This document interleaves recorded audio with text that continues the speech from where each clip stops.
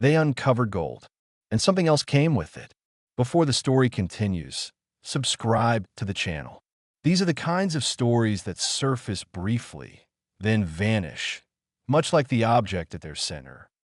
The excavation site lay a few kilometers off an ancient trade route that had once connected empires long forgotten. Merchants, pilgrims, soldiers, and refugees had passed through the area for centuries, leaving behind little more than broken pottery and the occasional coin. No one expected anything remarkable beneath the dry, compacted soil. Certainly not a mass grave. The first skeleton appeared at a shallow depth. Then another. Then dozens more, layered without order, without ceremony. No markers, no offerings, just bodies placed quickly, as if time itself had been an enemy. Archaeologists identified signs of trauma consistent with violence and disease, suggesting the grave was the result of a sudden catastrophe, perhaps a massacre, perhaps an epidemic that moved faster than burial rites. It was near the center of the grave that they found the necklace. It was heavy, far heavier than jewelry of that era was expected to be, fashioned from thick gold segments linked together in a pattern none of the researchers recognized. Along its surface ran symbols that did not match any known alphabet, trademark, or religious motif. They were precise, deliberate, and repeated just enough to suggest meaning rather than decoration. What disturbed them most was placement. The necklace was not worn around a neck. It rested atop the remains, carefully laid across ribs and broken arms, as though it had been placed last, after the bodies were already there. The team documented everything meticulously. Photographs, measurements, soil samples. Initial reports were filed that evening. By morning, several of the photographs were missing from the digital archive. At first, the assumption was human error. Files misplaced, folders mislabeled. It happens. They took the photos again.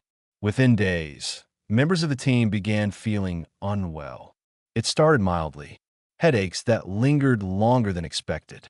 Fatigue that did not lift after rest. A persistent metallic taste that no one could explain.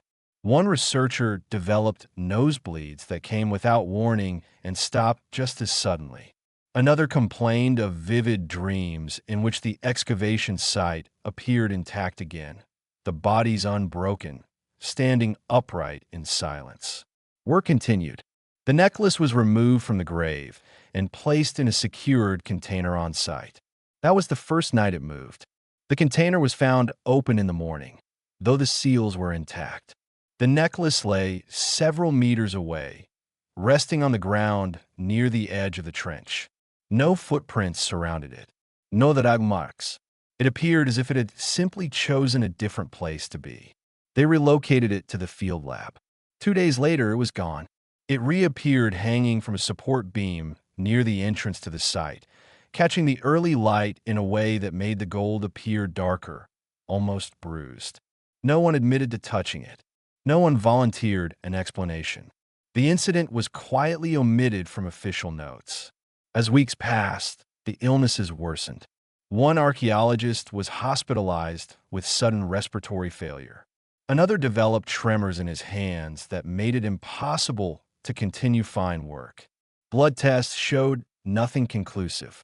Stress was blamed. Heat, contaminants in the soil, anything but the necklace. When the team attempted to send the artifact to a university lab for analysis, it failed to arrive. The shipping container was delivered sealed and empty.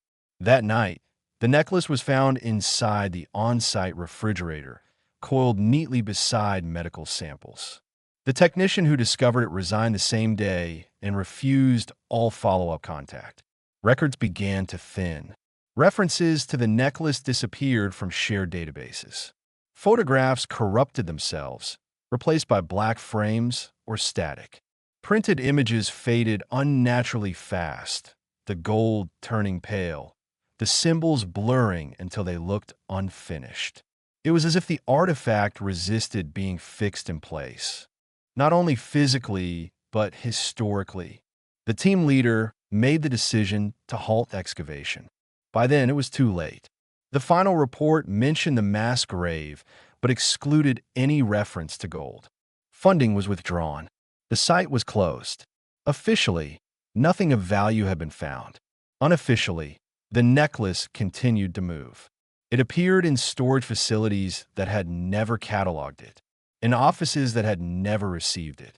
Once, it was discovered wrapped around a measuring instrument, the symbols aligned precisely with calibration marks, as though responding to them. The last confirmed sighting occurred when a junior researcher attempted to photograph it alone. The image developed incorrectly. Where the necklace should have been, there was only a blurred outline, and behind it, dozens of overlapping shadows that did not belong to any single body. After that, the researcher fell ill. The necklace vanished. Some believe it was stolen. Others insist it was destroyed. But those closest to the excavation say that is impossible. The necklace was never truly contained. It tolerated proximity only briefly, leaving once attention became too focused, once attempts were made to define it, own it, explain it. There is a theory, quietly circulated and never published, that the necklace was not buried with the dead as an offering, that was placed there as a boundary, a marker, a warning. Gold was uncovered, and something that had been waiting was reminded where it could go. The people who remained connected to the excavation noticed a pattern long after the site was sealed and forgotten. Those who had spent the most time near the necklace struggled to stay anchored in ordinary life. Careers stalled without explanation. Relationships thinned, conversations slipping into silence mid-sentence. Several former team members described the same sensation years later. The feeling that something important had been misplaced, though they could not remember what it was. One of them tried to reconstruct the records. He had kept private backups, copies of notes, photographs, measurements stored offline, untouched by institutional systems. When he opened the files, many were intact, but anything that referenced the necklace felt incomplete. Pages ended abruptly. Captions described an object that no longer appeared in the image. In some photographs, the mass grave was visible, but the space where the necklace had been found looked disturbed, as if something had been removed before the photo was taken. Even though he knew that wasn't true, he noticed something else. In every image where the necklace should have appeared, the surrounding bones seemed subtly rearranged, their positions slightly altered between frames taken minutes apart. Arms angled differently, skulls turned a fraction toward the center. Not enough to suggest movement, enough to suggest adjustment, as if the dead had been repositioned. He began to dream of the trade route, not the modern road, but an older path worn into the earth by centuries of passage.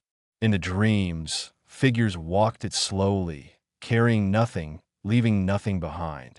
At the edge of the path stood a pit, open and waiting. The necklace appeared last, lowered carefully into place, its symbols catching the last light before everything was covered. When he woke, he could still feel the weight of it in his hands. Others reported similar dreams, though they never spoke to each other about them.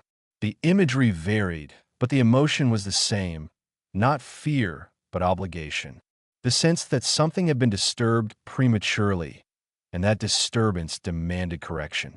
Years later, construction crews working along the same ancient route uncovered human remains again. Fewer this time, scattered, incomplete. The discovery was recorded, removed, and reburied according to modern standards. No gold was reported. 2 nights later, a security guard at the nearby storage facility found a heavy object resting on his desk when he returned from his break. A gold necklace, thick segments, unfamiliar symbols, cold to the touch despite the warm room. He said it felt heavier the longer he looked at it, as if it were resisting his attention. By morning, it was gone. That same week, inventory from the facility began to vanish, small items at first, then entire pallets marked as present but physically absent. The necklace was never officially recovered, but it continues to appear at sites where Earth is opened too quickly and closed without care. near roads that once carried thousands of footsteps, near places where many were buried without names. Those who glimpse it rarely remember details, only weight, only the sense that they were standing somewhere they were not meant to remain.